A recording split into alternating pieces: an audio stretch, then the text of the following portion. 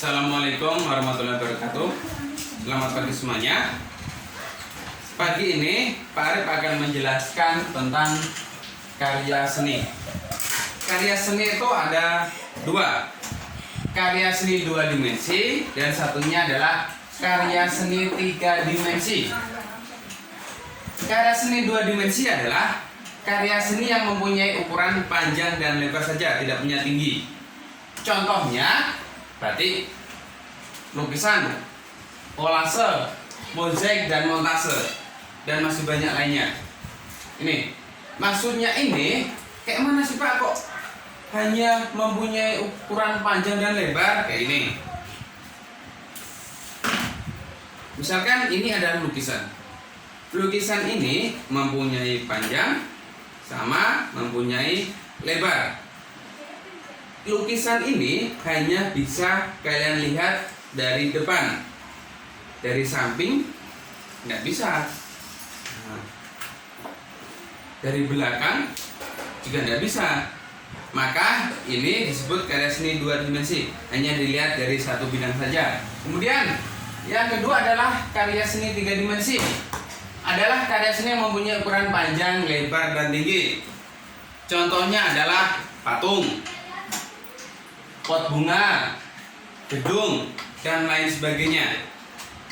Kalau kalian lihat patung itu, misalkan patung yang ada di Kodim yang dekat dengan Lapangan Merdeka, itu kan depannya ada patung siapa? Nah, itu ada patung Jenderal Sudirman. Kalau kalian lihat patung Jenderal Sudirman itu bisa dilihat dari depan, samping, sama belakang.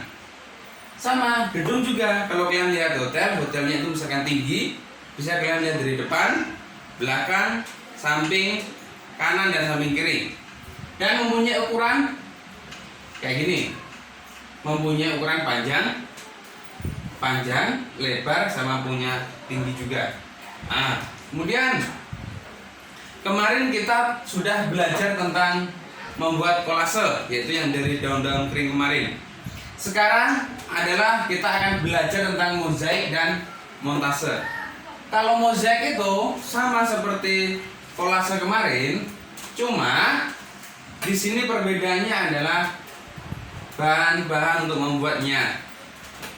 Ada kertas origami yang kalian bisa nyebutnya kertas lipat, biji-bijian, bisa biji jagung, biji kacang, kemudian cangkang telur yang kerak telur itu.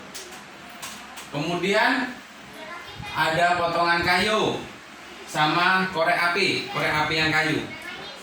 Nah, disusun membentuk suatu gambar, makanya disebut itu mozaik. Nah, sedangkan kalau montase itu beda.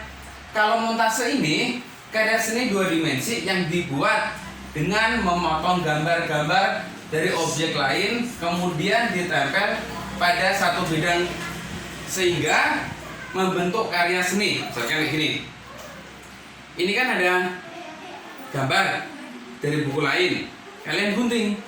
Habis kalian gunting, kalian tempel lah di sini di kertas yang kosong. Nah, setelah kalian tempel, kalian cari lagi gambar. Nih, kalian gunting lagi, kalian tempelkan lagi. Nah, nanti tempel-tempelan ini akan membentuk montase. Nah, ini adalah pelajaran SBDB. Sekarang adalah pelajaran IPA. Bagian-bagian tubuh hewan dan fungsinya. Setiap hewan mempunyai tubuh yang seringkali kita itu fungsinya untuk apa ya? Nah, nanti Pak akan jelaskan ada 4 hewan. Sebetulnya masih ada banyak. Pak hanya memberi contoh 4 hewan saja. Nomor 1 adalah ikan. Ikan itu dia mempunyai insang. Nah, insang itu yang ada di pinggir kepalanya itu bukan telinga tapi insang. Nah, insang ini berfungsi pada ikan yaitu untuk bernapas. Ya, jadi ikan itu bernapas menggunakan insang. Tapi ada juga ikan yang bernapas dengan paru-paru, yaitu ikan paus dan ikan lumba-lumba. Karena dia mamalia, maka dia bernapas menggunakan paru-paru. Sehingga kalau ikan paus di punggungnya kan ada lubang. Dia setiap naik ke permukaan itu, lubangnya itu dia menyemburkan air dan mengeluarkan udara sekaligus menghirup oksigen. Nah, kemudian dia mempunyai sirip. Nih, sirip biasanya ada di bawah, samping, sama di atas kalau ini ekor. Sama, sirip ini fungsinya untuk berenang, bergerak di dalam air. Tidak mungkin kok ikan punya kaki.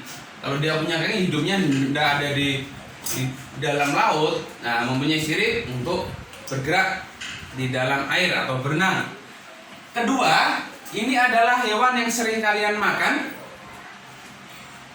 Ada di sini ada ayam. Ini ayam betina karena ekornya kayak gini bentuknya. Kalau ayam jantan bentuknya ke bawah. Dia mempunyai paruh. Paruhnya ini berfungsi untuk mencari makan. Sedangkan kakinya ini untuk mengais tanah, menggaruk-garuk tanah. Yang ketiga adalah cicak. Ini bukan buaya loh ya, ini cicak. Cicak ini dia itu bisa menempel di dinding. Bukan berarti dia menempel di dinding itu sepupunya Spiderman atau adiknya Spiderman, bukan.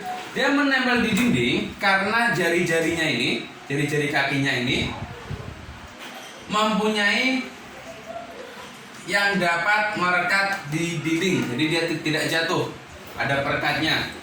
Kemudian ekornya ini memutuskan ekor untuk mengelabui mangsanya. Jadi kalau kalian lihat cicak, kalau ekornya putus, itu bukan putus gara-gara apa, enggak, itu memang disengaja diputus supaya pemangsanya itu melepaskan dia. Dikiranya yang bergoyang-goyang itu adalah dia, padahal ekornya. Keempat, ada unta. Unta ini adalah hewan yang hidupnya di padang pasir.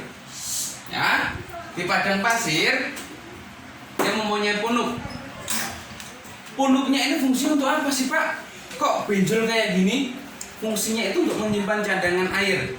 Jadi sekali minum unta itu bisa menghabiskan sampai 20 liter air. Sehingga unta ini bisa bertahan tidak minum itu selama kurang lebih 1 minggu dia tahan. Nah, dan dia mempunyai kaki di bantalan. Bantalan di kakinya ini berfungsi supaya saat berjalan di padang pasir, untanya kakinya ini tidak tenggelam dan tidak kepanasan.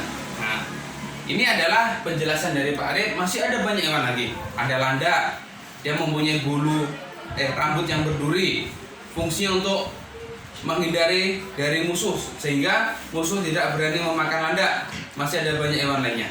Nah, tugas untuk hari Senin, kalian menulis yang ada di papan tulis ini. Kurang lebih, kalau ada salah mohon maaf. Wassalamualaikum warahmatullahi wabarakatuh.